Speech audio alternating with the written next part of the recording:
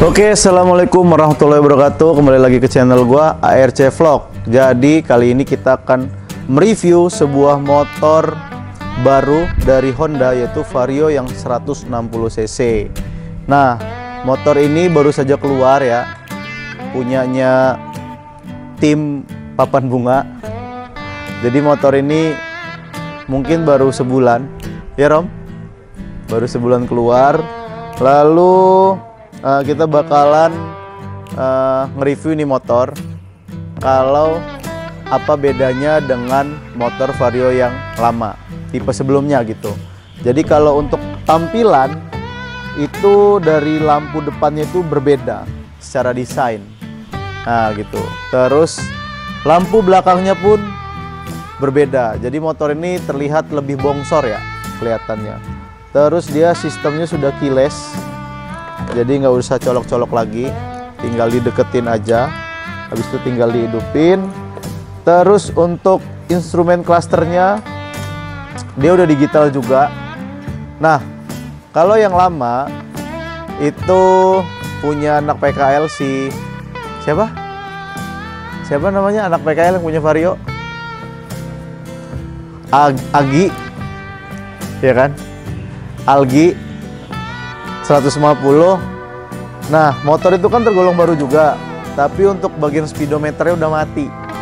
Nah, jadi nggak tahu nih improve sudah di-improve kah oleh Honda. Kalau kata si Algi, memang penyakitnya Vario 150 yang sebelum ini itu ada di speedometernya yang nggak awet. Kok bunyi? Nah, terus untuk di bagian depannya, lampunya itu sudah ada DRL. Jadi kalau kita hidupin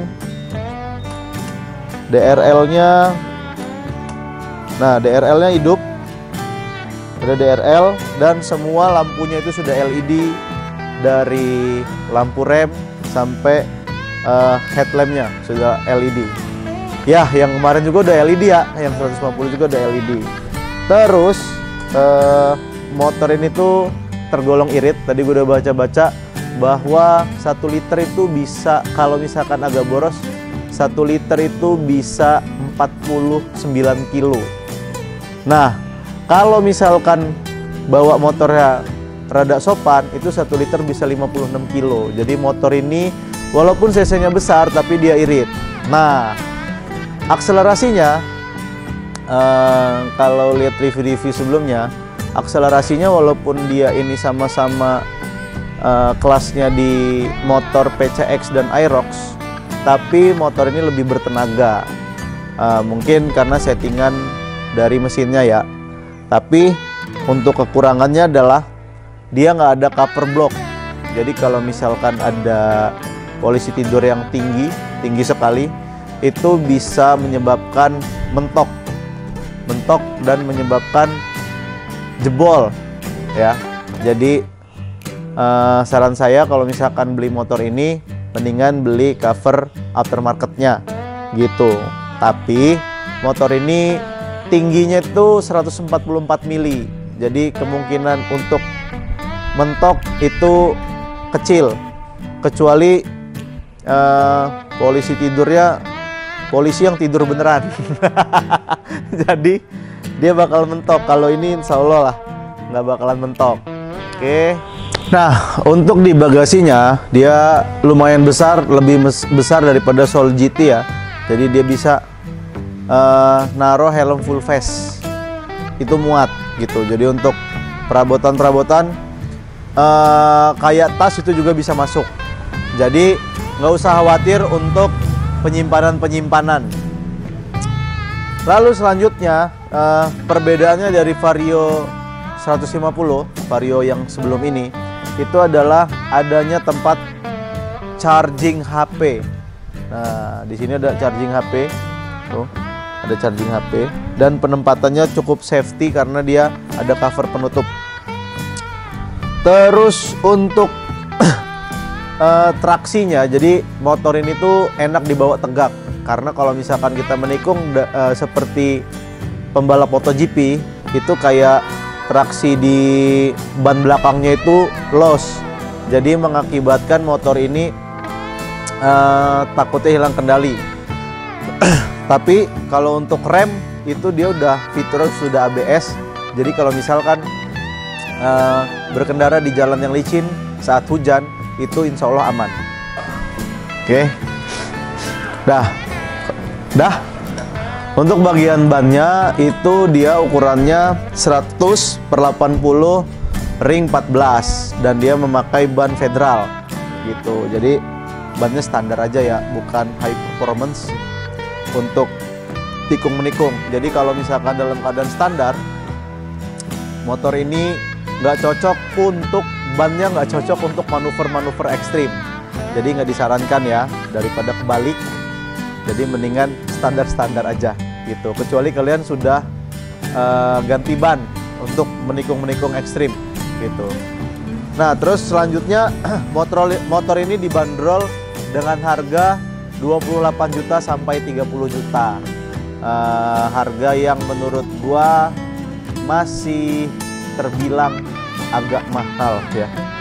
Jadi motor di kelas ini menurut gua efektifnya tuh di harga 26 ya mungkin, seperti Vario yang sebelumnya gitu. Jadi motor ini dari segi harga menurut gua agak kemahalan.